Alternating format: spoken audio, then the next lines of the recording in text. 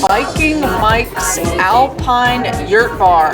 And we're Eat Talk Repeat. We're on location. I'm Ash the attorney. That guy over there is not talking. That's John Curtis, for everyone that knows. Yes. And then we've got two very, very important special guests that are behind all of this Alpine magic. We've got Jerad and Dan. Welcome. Hi. Yeah, thanks for having us. Yeah. Well, thank you for having us. Yeah. They're both a little too. They're too busy to be doing this right now. It's a But thank you. construction site right now, but we're ramping up to open in 2 24 days. hours. Yes. 24 hours, we'll have folks in here. Yeah. Yes. It seems like it was almost just yesterday that I remember reading someone had pulled the licensing paperwork for a yurt bar in the Arts District, and we were talking about it going, a yurt bar, okay, this is going to be interesting. Yeah. So I'm excited. Tell us a little bit about the idea behind where we're at. I'll let Dan says it a little better than I do. Yeah? It started from our trips, like with our friends, our wives, our friends. We usually once a year go to a mountain town. For 5 years straight, we were going to Park City. Oh, okay. And in the middle of the mountain at Park City, Was alcohol involved? a lot of alcohol involved. But at first, it's just it's a yurt that it's in the middle of the mountain. So when you're on the lift, you can see it. So on the mountain, you get lost sometimes. So you have to find meeting spots. It's like, so every year, it's like, if anyone gets lost, meet at the yurt. Yeah. Or if we at like 11 or 12 want to just stop in there for some soup, or they had like soup in there. They had wine, and they had like Euler shots, and they have a piano. and a fireplace. Sounds And magical. It's honestly. super magical. It really is. So it's like cold. It's like Park City, cold. right? Park City. Yeah. It's cold outside, and you walk into the yurt, and it's like a hug. It's just like warm. Everyone's like happy. So every time we're in there, we would just obviously start drinking, and then say someone should do a yurt in the Arts District. Okay, but let's. That's how it came about. Wasatch Mountains, freezing cold winter. Yes. Alpine skiing. Yes. Translate that to Las Vegas. Yes, that's the absurdity. See, of this is the what or we're the doing. genius behind Yes. it. Well, One or the We other. thought old school Vegas style, themed. We want to do bar. escapism, and have a spot that you're transported into another space, another That area. you get what we felt, basically. The hug. The hug. the warm hug. Warm hug. Which On a 110-degree day. our front door is a walk-in freezer Yeah. that will blast you cold. Oh. And Yeah. then So you walk the in. technical term is a man trap. It's an area right before the host stand where it's kind of like a little staging area where you wait for your table. And that room is going to be maintained probably right around or below freezing. And that is done to kind of set a tone of like, hey, this is like the level that we're like trying to go, but it's also like a reset. Like you're entering a different space, a different dimension, a different world. It's kind of like Disneyland. When you like wait in line and they get you into the new world, and then you finally get it into that zone. For sure. Yeah. Actually, I use the word. It sounds immersive. Immersive. John loves immersive. I'm not sure I love that word. It's a little overused. But what it does is I think it kind of sets, we hope that it kind of will reset expectations to where when you are welcome into the actual space here, that you feel that warm hug that you feel when you come out from going skiing or something very cold into a warm, welcoming lodge. Okay, so we'll be walking on the street, whether it's summer or winter here in Vegas. We come in that front door, we're going to be in basically right at freezing level temperatures. That's the Well, idea. we hope so. Yeah. We hope Sounds so. wild. If everything goes to plan. Correct. Okay, And you that's know- going to reset your body temp, everything. So then when you get to go into Your mindset, yeah. then you come into this lovely bar area. Well lit. I mean, Yeah. the lighting, Jerad and our friend Caroline have been working on the lighting like big time. Yesterday, it was beautiful in here. When you guys see it at nighttime. It's dark and moody and Yeah. really, really nice. Like me. And then you get into here where it's moody, beautifully lit, all these wood elements. lovely deer skin we see everywhere, and then you're warm. You get that hug right Warm when you hug. walk in. I think down here we're calling this more like a lodge. It feels like a nice like cabin or bar up. I'm Okay. from Wisconsin, so up north Wisconsin, you see people do their basements like this. To tell you the truth. Yes. One So thing. we wanted go that ahead, Dan, vibe. sorry. One thing we didn't do. I mean, I forgot to introduce myself. But we didn't give the bona fides of these two guys. I thought we would get there. I want to Okay. talk about. I'm so excited. I'm I know, here. I want to I talk know. about the yurt. Yeah, the But real this stuff. is so cool because it's also because it's cool because who they both are. Yes, you know what I mean? I agree. They're not just a couple of crazy mountaineers from northern Utah. That's debatable. So yes, one question I have. So we're sitting in this bar area, but then the yurt's behind me. So we have two spaces. Okay. This is the lodge. Okay. And the back is the yurt. The yurt is actually not a historical Mongolian tape or lattice wall yurt with Right. canvas, which is like a nomadic structure that's That can be taken down easily. be taken Which down. we thought about doing that style. did. But then we were like, That was someone's our- going to take a knife to it and Wind Yeah. also wind and come would have inside. been- wind Yeah. And air conditioning can be a Hot air problem conditioning, with yeah. bamboo. So this is a full like engineered. It's called a taper wall yurt. They're really popular in like Vermont. Oh, okay. In that area, there's actually a guy he passed away, but he actually designed these. And these are more kind of like almost like a Tibetan kind of structure. It's a taper wall, so the walls actually go out, and then the top, and it's a full wood steel construction, permanent, with great R value insulation, so we can kind of keep it at normal dining temperature all the time. It might be the first wooden yurt built in Vegas. Did they say that? How Oh about yeah. west of the Mississippi? Definitely. Maybe. There's a lot of the taper wall yurts around the U.S., but definitely around here. Yeah. Before we get into like drinks and food expectations, now, John, I think we get into the bona fides of our two guests. All right, so I mean, I've been fans of both these guys for years because Dan Coughlin is the mastermind behind Latai and Latai 2, formerly Mix Zone. So two of our favorite Thai restaurants in town in East Fremont and in our hood right Yes. off of Rancho. Yeah.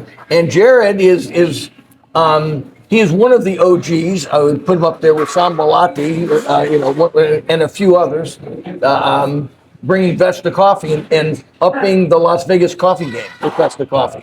So, and especially the downtown coffee game. So you've got coffee and Thai food, and it seems like a logical marriage that an Alpine Yes. yurt would flow from that. Exactly. Well, I think that's where the alcohol that they found in the yurt comes to play. I think Maybe a that, lot. Maybe Yeah. other stuff. I just think It played a huge part. Yeah. Now, how did you two get to know each other? I've known Dan's partner for probably like 20 years. Okay. My wife, Shauna, and him used to DJ back in the day. So, Yeah, together he used to at DJ and certain events. play raves and parties and stuff like that. And then we would always hang out. And then at one point, we linked back up. I saw him on Fremont Street. And then I asked him what he was up to.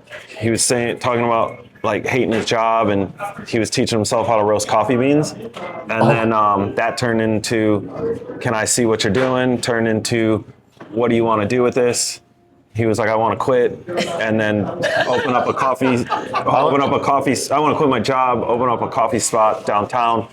I was like, I'm interested. So my wife and I just partnered up with him, and we don't really tell this story a lot because that's more Jared's story, Vesta. But yeah, I mean, my wife and I were friends with him first, but we're also business partners at Vesta to help him jump out. Without of that. Dan and Yeah. Shauna's support from the very beginning, we wouldn't even have Vesta.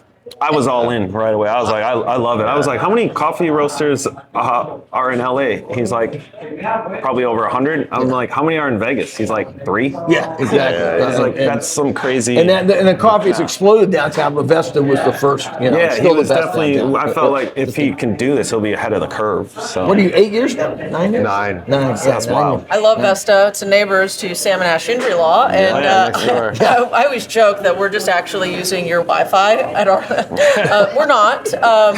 But it is actually really cool because it's a great coffee spot, great neighborhood hang. I love walking in there, seeing all the locals. The amount of times I run into John there is ridiculous. The build out turned out really good there. And you're actually roasting throughout the day. The amount of times I go into these roasting coffee houses, not necessarily any of these around town, and they're not actually roasting, is frustrating. So I love seeing what you guys do. It's like the chicken or the egg kind of thing. Yeah. Thank goodness we have enough business that we can roast 6 days a week, or we have to.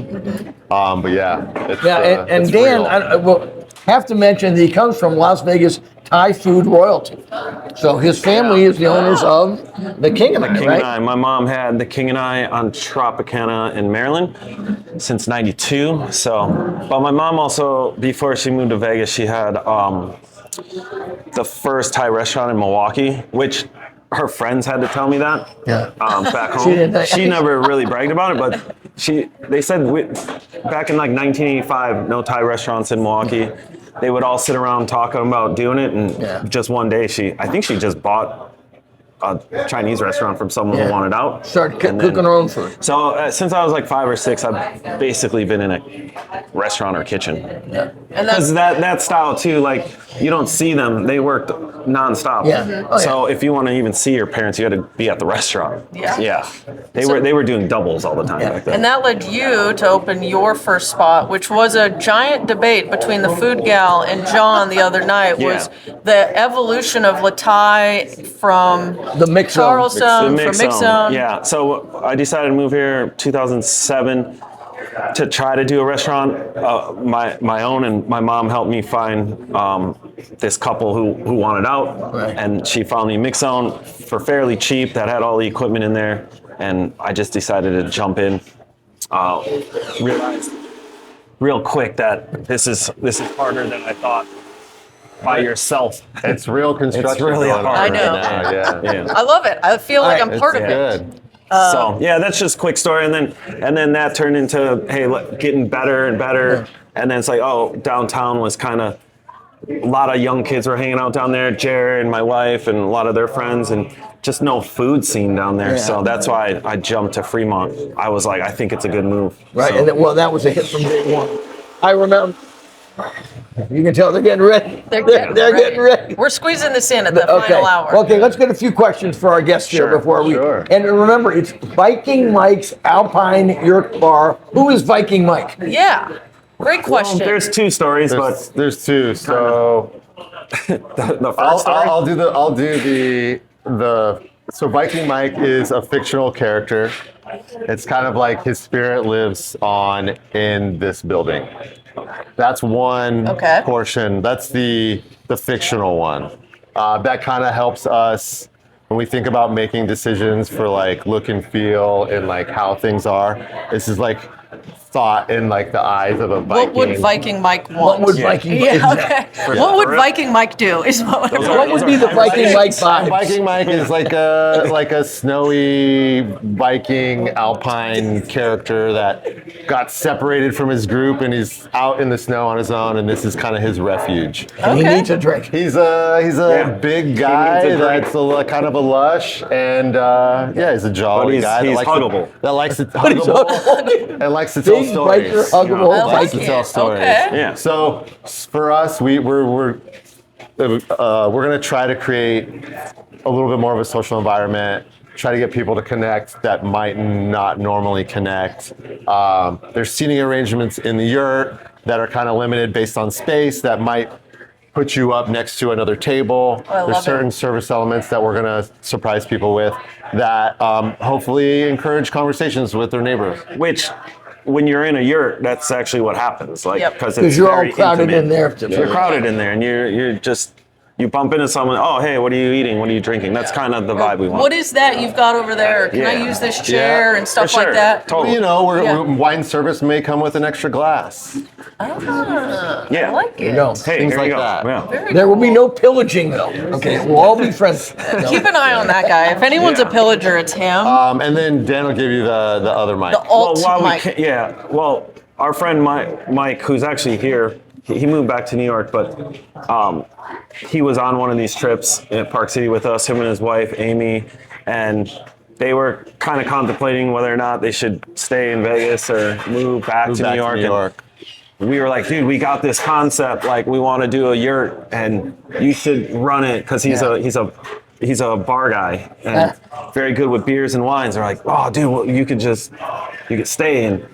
And he actually thought about it, but that's how we came up with Mike. And then Mike turned into Viking and Mike. then it was just like a snowball effect. Snowball, yeah, like kind Fitting, apropos for the mountain theme. We were trying to get our friend to stay here. He ended up moving.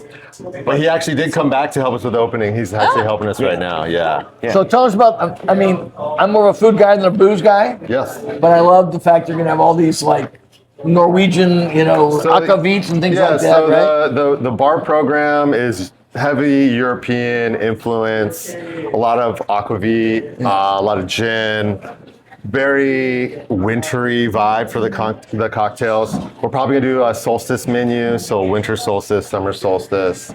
The menu, cocktail menu will likely change out 4 times a year, roughly. We're also doing almost an exclusive German wine list. What? Yes. Really? Now you've got my attention. This is little. And we love German wine. We have a wide variety, everything from JJ to crazy natural wine, almost 90%. Right now it's probably 95% German. There is a little bit of Jura, a little bit of California, but the idea is that those will slowly go away. And Ash, repeat after me. Trocken Baron Auslese. Trocken Baron Auslese. You will know what that means sometime when we come here. That's Riesling. It's a Riesling. It's very sweet dessert Riesling. One, the apotheosis of so we sweet have wines. some Spätlese, some Auslese, Auslese, Cabernet. Like we have the whole gamut for folks that like really beautiful sweet wine, and we have dry stuff that's just as pretty as well. And food. Tell us about the food because I want to hear about the sausages. Well, yeah, I mean, I'm teaching myself. I grew up eating bratwurst. Even the Thai Milwaukee sausage, a lot of sausage. Obviously, we all have. So we're trying to say, we think Viking Mike would like sausage. So I'm working on a brat right now. I have a couple other ones, but I'm trying to dial it in the brat because I do want it to be perfect. The German brat, definitely different than an American brat. I grew up on the American brat, but I like what we're doing with this. You probably German grew up on right Johnson Brothers, right? Johnsonville.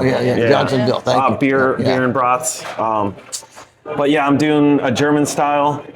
Kind of had a baby with an American brat, but more German. Yeah. Maybe 80% German. Strong genes on the Strong German side. genes on the German. But it's coming out very good. So sausage program is going to be the base. I didn't even know. I never even made a brat till like 70 days ago. I was telling John. You actually were part of our podcast when John's like, I'm getting DMs of sausages right now. They're great. Looked weird. I don't know if that's the same DM. That's a different one. For sure. But I never cased before. I made sausage. I think we've all made sausage, but you just put it in a patty. But German sausages are a different level. Way different level. So I'm actually starting with the hardest one. So I think it'll get easier. So I'm getting there. Our potato dish is gonna, instead of French fries and stuff like that, I've been working on like a tater tot and a hash brown. Had a baby. Like we're working proper, nice little square handmade hash brown. Yeah. It's mainly going to be like smaller plate nibbles kind of stuff, right? We're a bar first with food. So what Jerad said, like our identity is 100%. We're a bar that serves food. We're not a restaurant that serves drinks. Yeah. So we definitely want the public to know, like, we want you to drink, but we also want you to like order some food and not have to worry about, getting a seat somewhere else. You can stay here. Yeah. But we're thinking of it at a high level. We're eventually going to have probably about 4 mainstay sausages, and some seasonal rotations. Like pierogies on the list, schnitzels on the list. I love a good pierogi. I got some, even meat skewers that I'm going to mess around with. Just stuff that we Euro style and what a Viking would eat. We think. So this, and then all cheese. the Our cheese program is very good. With MGP. Cured and good. Yeah. I wanted to do a raclette. Oh, that would be kind of fun. That would be fun with where it melts under potatoes. But you have to have that giant heating element to do it, but it's fun. Yeah. We're doing a special. Vesta is actually doing the bread for here. So the bread and the rolls for the sausages are a super high level. Yeah. So Homemade. all homemade. So the Homemade mustard, homemade ketchups, curry ketchup. We've been working on back there. Okay, so you're talking next level stuff. This sounds like, I mean, you're saying bar first with food. You don't have to stress about getting a table anywhere else in town. This sounds like my kind of food. Pierogies. Yeah, I grew up, my parents are from central Pennsylvania, so it has that Dutch influence of sausages, brats, potatoes. Yeah. And so it all just sounds like it's But warming the finger soul. food style where, you know, you can share, like the whole sharing concept, what we're saying. We want you to share. When you, again, I was here last night with the lighting. When you see it, it's like, yeah, we're not going to throw a plate of fries at you and stuff like that. Like a nice, cool little, well thought out, like hash brown, tater tot, where you'd be like, I'm going to order a couple more, but it's a little cleaner looking. Of course. We're doing a seeded caraway loaf. That's amalgamation of French and European. So it's a caraway French country, like seeded loaf. So it's like our version of like rye bread without rye flour. Viking Mike's rye, basically. Yeah, I like it. Yeah. Sounds good. I mean, someone's gonna ask me about the beer program. Beer, All German or mixed? Not all German. So the beer program is going to be a little bit more flexible. We actually have a custom beer that we're working with Las Vegas Brewing on. It's a Kvike. Kvike is a Nordic yeast strain.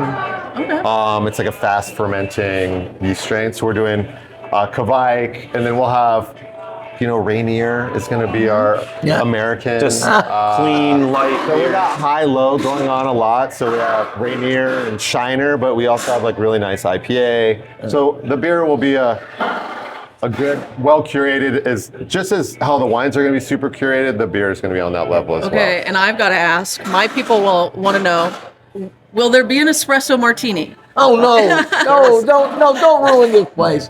See, forget the white girls, okay? There is a shaken espresso drink on the menu. That's all you're getting, folks. There is also a hot and cold coffee beverages. Sounds magical. There will be a few hot, like toddy style beverages as well. All right, let's wrap it up with our favorite question of everybody, right? Yes. You go. We do this to everyone. We're putting you in the hot seat. Okay. Since you're on the restaurant hospitality service side of this, you get to answer it in two different formats. Okay. We always talk about pet peeves. When we go out as diners and customers, what is your pet peeve when you go into a restaurant or as a strict customer? My biggest pet peeve of the restaurant. Oh, I thought you meant when they come into our restaurant. Well, it can be either. Oh, okay. Well, you're going to do two. Yeah. It's a tough question, but I mean, for us in the restaurant, as a guest, right? As a guest. No, for me in the restaurant cooking for guests. Okay. Pet peeve, I think should be talked about more on just trusting the menu. Customizing stuff is just no mods. Yeah, it's like just trust what we're putting in the dish. To customize it, it's sometimes you're like, man, why are you just change this whole dish? Yeah, right. I mean, Thai food, we do it, and it's almost like we set ourselves up for that, giving the public so many options. What's your protein? What's your spice? What's all this? Yeah. But I like going to a restaurant and just ordering something, and it comes out, and I trust them that I could put a blindfold on, and it'd be like. I just don't think America. You see that in foreign countries a lot more than you see in America. We have trained American diners to want it their way. Oh, isn't that Burger King's fault? Burger King. Yeah. Get it your way. The 70s and 80s. Yeah. And John's no. I think that's going out to eat etiquette. I think it should just be talked about more amongst friends. And sometimes people don't know it's that they go out, so they think it's okay. It is okay, but I think etiquette-wise, you should just order something and trust the system. I go out with people all the time, and I think they're going to be one way, but there's somebody at the table that will go, well, can I ask you about, the carbonara? I really don't like, cheese. To me, if you had a blindfold on, you would be fine. Yep. So that's my pet peeve in the restaurant on that end. Okay. All right, Jerad. The guest side, right? You can do guest side. Guest side, and I may be in the minority here, but water filtration? Like, Oh, preach. does no one like filter their water? Preach. Oh my It's God, gross. you sound like my wife. Like you smell it, you're like, oh my goodness. What's wrong with Lake Mead? What's wrong with carpet was infested that? You'll Lake go to some Mead? really nice restaurants that'll was serve I? water, and Yeah. it's just like, this is just tap water. That's. And it's funny though, there are some very modest restaurants on Spring Mountain Road that my wife goes to, and she'll go, well, they filter their water here. It's really nice, you know. So some people do think about it. But Yeah. not Yeah, enough some do, Yeah. but not enough. I'm with you. That is clean water, good tasting water. What's your guys' pet peeve? Oh, it's endless. We do this every week. They have a Well, lot. don't you have like a top one? What's the number Oh. one? You want me to give you mine? Yeah, you go. Well, I'll just give you one. I might repeat this on the pod Okay. later. Mine is that my pet peeve of just the world is, and maybe this is because I am me, but I look at you're not an expert. Just because you come from New York, you don't know pizza. Yeah. Just because you come from Chicago, you don't know hot dogs. sure. Okay. Wow. You know, I mean, someone be like me going to somebody in the world and going, I'm from Vegas, I know gambling, right? Yeah. You know what I know Yeah. about gambling? 3 of a kind beats 2 pair. That's it. Sure. That's the only thing I know. But this idea that that people know, they think they're experts about what it is, and Well, that- we'll get it in a review. and, Like, and for it's like kind of a Thai. corollary of what you said, Dan. Who's Though. Thai? Yeah. It's the Who's same. cooking this? It's connected to what you said, though. It's not just going into a place open-minded and open-eyed and going, let's see what this chef is going to do. Yeah. You know what I mean? Oh, I used to live in LA. I know Thai food. You know. Yeah. So I'm gonna, and it's just like, just shut up. You know, Yeah. you're in the hands of experts. Listen to them. Trust the system. Is what I Trust. There say. you go. Okay, but what's your biggest pet peeve of restaurants when you go in? That's of like fellow diners. No, well, I have 1,000 of them. I know. See. Okay, I'll go first while you think okay, of one. One of yeah. mine is when they put down the food And they and don't tell you what it is. oh, that's a good I one. hate that. I don't Oh. need a drop line that's crazy over the top. Yeah. But if I'm at like a really nice restaurant or even a Yeah. modest restaurant, if you put something down, you should be like, this is the whatever. whatever. A Even great if it's one. obvious, I love that I think you one. should. I'm stealing that. I'm stealing that one. Go ahead. Okay. But another one is when there's two. The item comes out, my food dish comes out, they put it out, and before I can even take a bite, they're like, "How is it? Everything Oh, good?" yeah. and I'm like, Oh. "No, Yeah. give me a Right. little." Is everything Like, excellent? It's like awkwardness. I'm like- Yeah. It's like, yeah. How does it taste? Yeah. How does it Everything feel in look your good. mouth? Everything look good to you, Yeah. and I go, I can't tell if this chicken's I actually think cooked that's right like now. Let me- servers who are just like A little too haven't ahead, yeah. tightened up Yeah. their game, and they're like Yeah, I'll too give you tight 2 on it. from a guest standpoint, and this is universal. And I think you both. One is the minute you walk in the door, the easiest thing for restaurants to do is train themselves and their staff.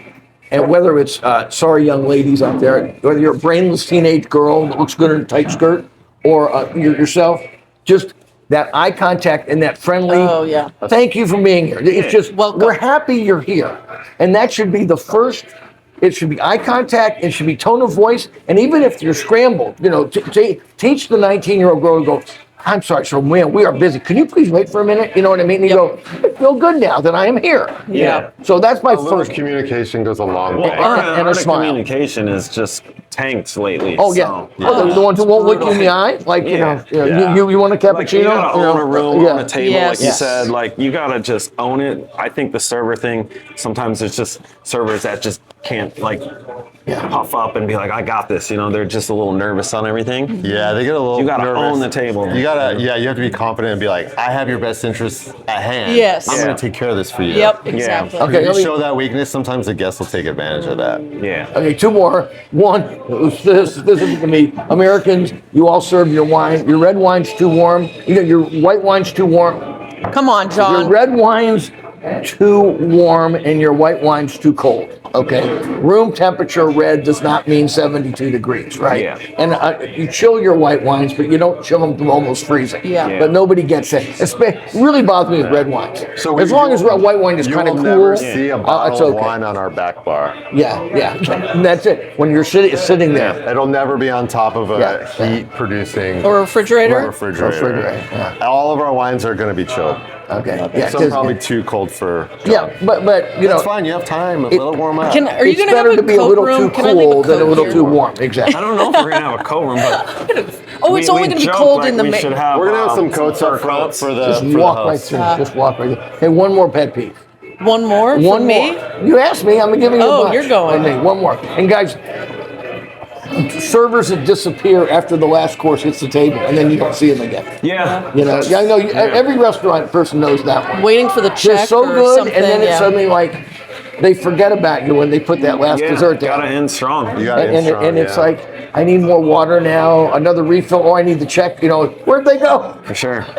My last one is when the place is dead empty, and they're like, "Do you have a reservation?" Yeah. Yeah. And I'm that like, one's- "It looks like you're fully committed, really." And then, that's a good one. oh my gosh, I've done that where I walk in somewhere and they've just opened, and they're like, "Well, do you have a reservation?" Yeah, you're And I looking go, around. Yeah. and it's like, It's 5 o'clock. I understand with the systems, you need to like check it off. So like Open Table doesn't ding people or Resi doesn't ding people for no shows, and you want to record. I get that, but there's It's just the communication, It's a style yeah. thing. But That's a good one. I like Let's that. end on the positive. let's note. on the positive Viking note Mike's Alpine YURT bar opens. now, basically.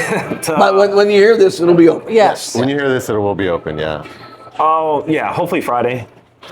We're trying to do like again friends and family tomorrow just to get our feet wet, and just go for it.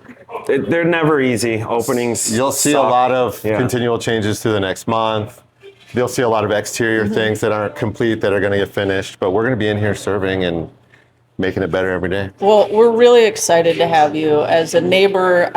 I love seeing people invest in this neighborhood, continue to fight all the BS about Vegas is dying. We're not. We've got a yurt bar now. And it's impossible to miss on Yes. South Main Street in Utah. I we mean, you wanted can't that. miss it. We No wanted one- by design. Yeah. That was by No one's design. going to go, where is it? When we were originally conceptualizing everything, I was like, if somebody drives by and they don't say, "What the fuck is this?" We We failed. messed yeah. We failed. We 100% definitely failed. talked about that for sure. Yeah, well, we're really, really excited.